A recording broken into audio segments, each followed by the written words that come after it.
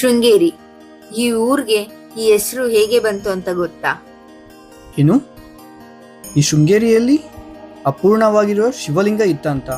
ಅಷ್ಟೇ ಅಲ್ಲ, ಮಠಾಧೀಶರು ಬಂದ್ರೆ ಆ ಚಿನ್ನದ ಮೂಗುತಿ ಹಾಕಿರುವಂತ ಮೀನು ಆಚೆ ಬರುತ್ತಂತೆ. ಹಾಗಾದ್ರೆ ಏನಿದು ಹಾವು ಮತ್ತೆ ಕಪ್ಪೆಯ ಕತೆ? ಎಲ್ಲ ತಿಳ್ಕೊಳ್ಳೋಣ ಶೃಂಗೇರಿ ಪಾರ್ಟ್ 2 ವಿಡಿಯೋದಲ್ಲಿ.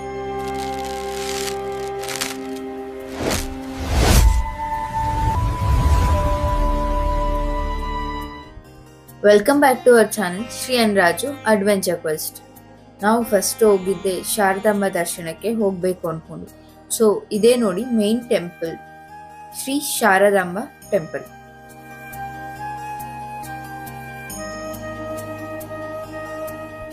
ಶಾರದಾಂಬ ಟೆಂಪಲ್ ಜಸ್ಟ್ ಆಪೋಸಿಟೇ ಅಕ್ಷರ ಅಭ್ಯಾಸ ನಡೆಯುತ್ತೆ. ನೀವು ನೋಡ್ಬೋದು, ಆಲ್ರೆಡಿ ಇಲ್ಲಿ ಕ್ಯೂ ನಿಂತಿರ್ತಾರೆ. ಹಾಗೆ ಸ್ವಲ್ಪ ಮುಂದೆ ಬಂದರೆ the iconic place of this temple, the highlighting place of this Sringeri, Shri Vidyashankara ದೇವಸ್ಥಾನ.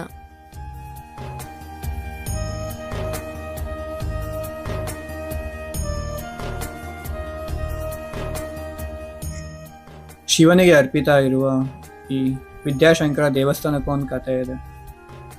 ಆತನೇ ಪೀಠಾಧಿಪತಿಯಾಗಿರುವ ವಿದ್ಯಾತೀರ್ಥರವರು ಸುಮಾರು 103 ವರ್ಷ ಬದುಕಿರ್ತಾರೆ. ಆ 103 ವರ್ಷದಲ್ಲಿ ಅವರು ಪಡೆದುಕೊಂಡಿರುವ ಯೋಗ ಸಿದ್ಧಿಯಿಂದ ಅವರು ಜೀವ ಸಮಾಧಿ ಆಗಬೇಕು ಅಂತ ನಿರ್ಧಾರ ಮಾಡ್ತಾರೆ. ಸೊ ಅದೇ ವಿಷಯ ತೊಗೊಂಡೋಗ್ಬಿಟ್ಟು ಅವ್ರ ಶಿಷ್ಯನ ಹತ್ರ ಮಾತಾಡ್ತಾರೆ. ಈ ಸಲ ನಾನು ಜೀವ ಸಮಾಧಿ ಆಗಬೇಕು ಅಂದ್ಕೊತಾ ಇದ್ದೀನಿ, ನನ್ನ 12 ವರ್ಷ ಜೀವ ಸಮಾಧಿ ಮಾಡಿ. ಸೊ 12 ವರ್ಷ ಆದಮೇಲೆ ನೀವು ಬಂದು ಆ ಡೋರ್ನ ತೆಗೆದು ನೋಡಿ, ಅಲ್ಲೂ ನಿಮಗೆ ಶಿವಲಿಂಗ ಇರುತ್ತೆ. ಸೊ ಅದನ್ನ ನೀವು ಪೂಜೆ ಮಾಡ್ಕೊಳ್ಳಿ ಅಂತ ಹೇಳಿರ್ತಾರೆ. ಸೊ ಅದೇ ಪ್ರಕಾರ ಅವ್ರ ಶಿಷ್ಯಂದ್ರಿಗೆ ಕೂಡ ಅವ್ರನ್ನ ಕರ್ಕೊಂಡೋಗಿ ಜೀವ ಸಮಾಧಿ ಮಾಡಿ ಡೋರ್ಗಿರೆಲ್ಲ ಹಾಕೊಂಡು ನೀಟ್ ಹಾಕೊಂಡ್ಬರ್ತಾರೆ. ಅರೆ ಇವ್ರ ಶಿಷ್ಯಂದ್ರು ಏನು ಮಾಡ್ತಾರೆ, ಕುತೂಹಲದಿಂದ 3 ವರ್ಷಕ್ಕೆ ಡೋರ್ನ ಓಪನ್ ಮಾಡಿ ನೋಡ್ತಾರೆ. 3 ವರ್ಷಕ್ಕೆ ಡೋರ್ ಓಪನ್ ಮಾಡಿ ನೋಡಿದಾಗ ಅಲ್ಲಿ ವಿದ್ಯಾತೀರ್ಥರವರ ದೇಹದ ಬದಲಿಗೆ ಒಂದು ಅನ್ಕಂಪ್ಲೀಟ್ ಆಗಿರುವ ಶಿವಲಿಂಗ ಒಂದಿರುತ್ತೆ. ಅದು ನೋಡಿದ ತಕ್ಷಣ ಇವರು ತುಂಬ ಭಯದಿಂದ ಅಲ್ಲಿಂದ ಜಾಗ ಖಾಲಿ ಮಾಡ್ತಾರೆ. ಜಾಗ ಖಾಲಿ ಮಾಡಿ ಅವ್ರ ಮನೆಗಳಿಗೆ ಹೊರಟೋಗ್ತಾರೆ. ಸೊ ಆ ಟೈಮಲ್ಲಿ ಅವತ್ತು ನೈಟಿಗೆ ವಿದ್ಯಾರ್ಥಿರವರು ಶಿಷ್ಯರ ಕನಸಿನಲ್ಲಿ ಬಂದು ಹೇಳ್ತಾರೆ, ನೀವು ನಾನು ಹೇಳಿದ ಪ್ರಕಾರ ನೀವು ನಡ್ಕೊಂಡಿಲ್ಲ, ಈಗ ನೀವೊಂದು ಕೆಲಸ ಮಾಡಿ, ಅಲ್ಲಿ ಅನ್ಕಂಪ್ಲೀಟ್ ಆಗಿರೋ ಒಂದು ಶಿವಲಿಂಗ ಇರುತ್ತಲ್ವ, ಸೊ ಅದನ್ನ ನೀವು ಅದರ ಜಾಗಕ್ಕೆ ಒಂದು ಕಂಪ್ಲೀಟ್ ಆಗಿರೋ ಶಿವಲಿಂಗನ ಸ್ಥಾಪಿಸಿ ಅಂತ ಹೇಳ್ತಾರೆ.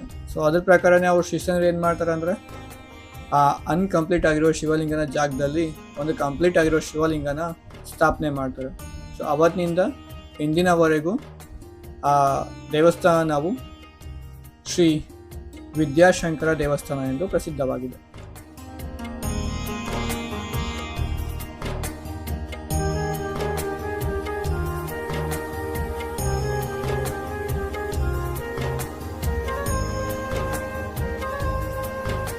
ನಾವು ವಿದ್ಯಾಶಂಕರನ ದರ್ಶನ ಮಾಡಿಕೊಂಡು ನೆಕ್ಸ್ಟ್ ಹೋಗ್ತಾ ಇರೋದೇ ತುಂಗಾ ತೀರಕ್ಕೆ. ಬನ್ನಿ ಹೋಗೋಣ.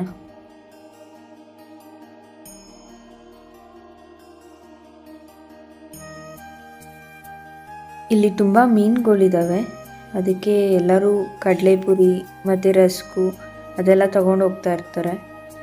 ನಾವು ಇವಾಗ ರಸ್ಕು ಮತ್ತು ಕಡಲೆಪುರಿ ತೊಗೊಂಡು ಹೋಗ್ತಾ ಇದ್ದೀವಿ. ನೋಡೋಣ ಬನ್ನಿ ಎಷ್ಟು ಮೀನುಗಳು ಬರ್ತವೆ ತಿಂತವೆ ಅಂತ. ನೀವು ನೋಡ್ಬೋದು, ಆಲ್ರೆಡಿ ಎಷ್ಟೊಂದು ಜನ ಬಂದಿದ್ದಾರೆ, ಫುಡ್ ಹಾಕ್ತಾ ಇದ್ದಾರೆ ಫಿಶಸ್ಗೆ. ನಾವು ಬರಬೇಕಾದ್ರೆ ಕಡಲೆಪುರಿ ಮತ್ತು ರಸ್ಕ್ ತೊಗೊಂಡು ಹೋಗ್ತಾ ಇದ್ದೀವಿ. ಆ್ಯಕ್ಚುಲಿ ಇದು ಬಂದುಬಿಟ್ಟು 50 ರುಪೀಸು ಕಾಸ್ಟು. ನೋಡೋಣ ರಸ್ಕ್ ಜಾಸ್ತಿ ಎಷ್ಟಾಗುತ್ತಾ ಫಿಶಸ್ಗೆ ಅಥವಾ ಕಡಲೆಪುರಿ ಜಾಸ್ತಿ ಎಷ್ಟಾಗುತ್ತೆ ಅಂತ.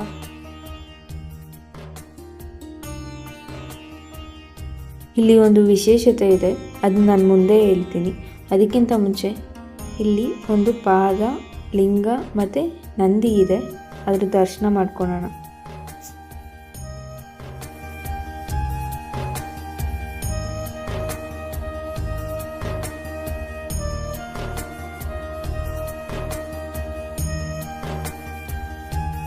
ನೋಡಿದ್ರಲ್ಲ, ಬನ್ನಿ ಮೀನು ಬಳೆ ಹೋಗೋಣ.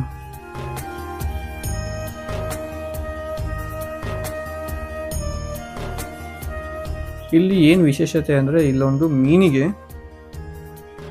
ಚಿನ್ನದ ಮೂಗುತಿ ಹಾಕಿದ್ದಾರೆ. ಒಂದೇ ಒಂದು ಮೀನಿಗೆ ಮಾತ್ರ ಚಿನ್ನದ ಮೂಗುತಿ ಹಾಕಿದ್ದಾರೆ. ಆ ಮೀನು ಯಾವಾಗಂದ್ರೆ ಅವಾಗ ಆಚೆ ಬರೋದಿಲ್ಲ. ಈ ಮಠಾಧಿಪತಿಯಾಗಿರುವ ಪೀಠಾಧಿಪತಿ ಅಂದರೆ ಮೇನ್ ಪೀಠಾಧಿಪತಿ ಬಂದಾಗ ಮಾತ್ರ ಅದು ಆಚೆ ಬರುತ್ತಂತ. ಸೊ ನೋಡೋಣ, ನಾವು ಏನೋ ಕಾಣುತ್ತೆ ಅಂತ ನೋಡ್ತಾ ಇದ್ದೀರಿ. ಸೊ ಕಾಣಿಸುತ್ತಾ ಇಲ್ಲ ನಿಮಗೆ ಮುಂದೆ ಗೊತ್ತಾಗುತ್ತೆ. ನಾವು ಆ ಮೀನನ್ನ ನೋಡ್ತಿರೋ ಇಲ್ಲ ಅಂತ ಈ ವಿಡಿಯೋದಲ್ಲಿ ನಿಮಗೆ ಗೊತ್ತಾಗುತ್ತೆ. ಕೊನೆವರೆಗೂ ವೆಯ್ಟ್ ಮಾಡಿ.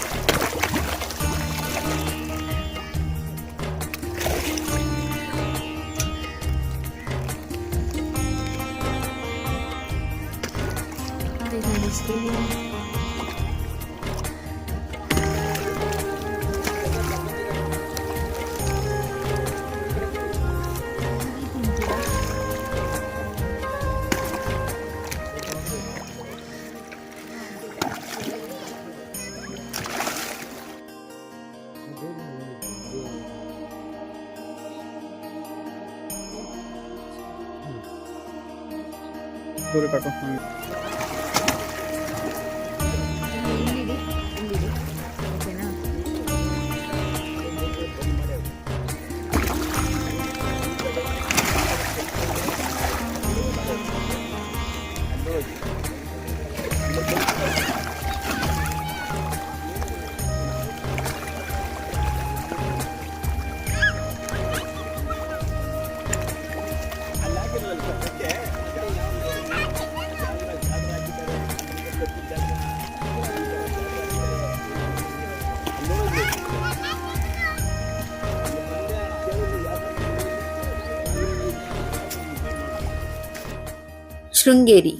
ಶೃಂಗೇರಿ ಹೆಸರು ಬರಲು ಒಂದು ಕಾರಣವಿದೆ.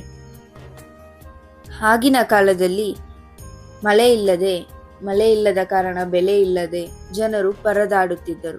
ಆಗ ವಿಭಾಂಧಕ ಅನ್ನುವ ಋಷಿಯವರ ಮಗನಾದ ಋಷ್ಯಶೃಂಗ ಅವರು ಯಜ್ಞ ಯಾಗಾದಿಗಳನ್ನು ಮಾಡಿ ಮಳೆ ಬರೆಸ್ತಾರೆ. ಆಗ ಈ ಜಾಗಕ್ಕೆ ಶೃಂಗಗಿರಿ ಎಂದು ಹೆಸರು ಇಡ್ತಾರೆ. ಅದು ಬರ್ತಾ ಬರ್ತಾ ಶೃಂಗೇರಿ ಆಗತ್ತೆ. ದೂರ ಬರಲ್ಲ, ಪೂರಿಗೆಲ್ಲ ಬರಲ್ಲ, ಪೂರಿಗೆಲ್ಲ ಬರ್ತಾವೆ ಯಾವುದೋ ಅಂತ ಹೊಡಿಲಿ. ಹಂಗಾಕು ದೂರ ಹಾಕು, ಪೂರಿಗೆಲ್ಲ ಬರ್ತಾ ಇಲ್ಲ ಅವು. ಹಂಗಾಕು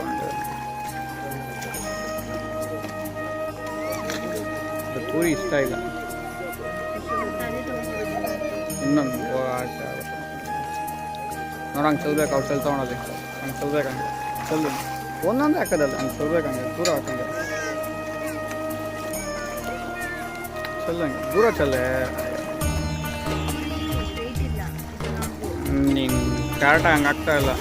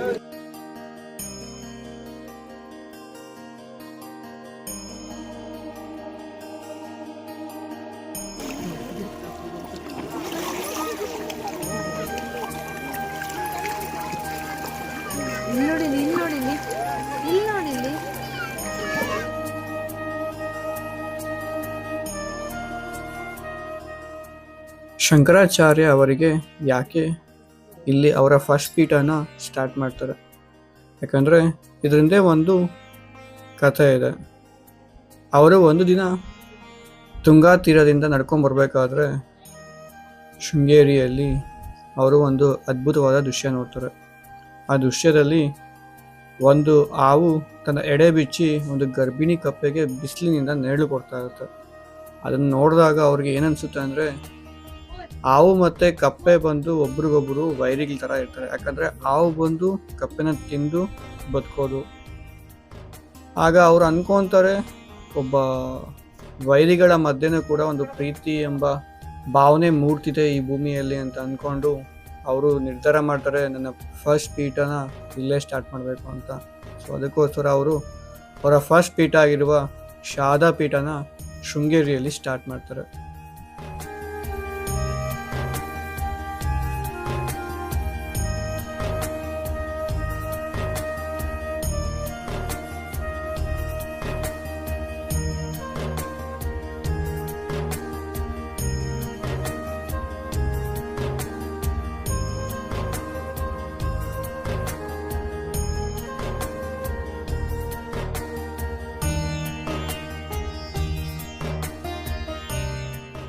ಶೃಂಗೇರಿ ಟ್ರಿಪ್ಪಿನ ಪಾರ್ಟ್ 3 ವಿಡಿಯೋದಲ್ಲಿ ನಾವು ಈ ಗೇಟ್ನ ಮತ್ತು ಬ್ರಿಡ್ಜ್ನ ದಾಟ್ಕೊಂಡು ಆ ಕಡೆ ಹೋಗಿ ಆ ಕಡೆ ಏನೇನು ಎಲ್ಲ ಇದೆ ಅಂತ ನೋಡೋಣ. ಈ ವಿಡಿಯೋ ನೋಡ್ತಾ ಇರೋರಲ್ಲಿ ಯಾರಾದರೂ ಈ ಗೇಟ್ನ ಮತ್ತು ಬ್ರಿಡ್ಜ್ನ ದಾಟಿ ಆ ಕಡೆ ಹೋಗಿರೋರು ಏನೋ ಇದ್ದರೆ ಕಮೆಂಟ್ ಮಾಡಿ ಆ ಕಡೆ ಏನಿದೆ ಅಂತ. ನಾವು ಮುಂದಿನ ವಿಡಿಯೋದಲ್ಲಿ ಸಿಗೋಣ. Thanks for watching Shri and Raju adventure quest.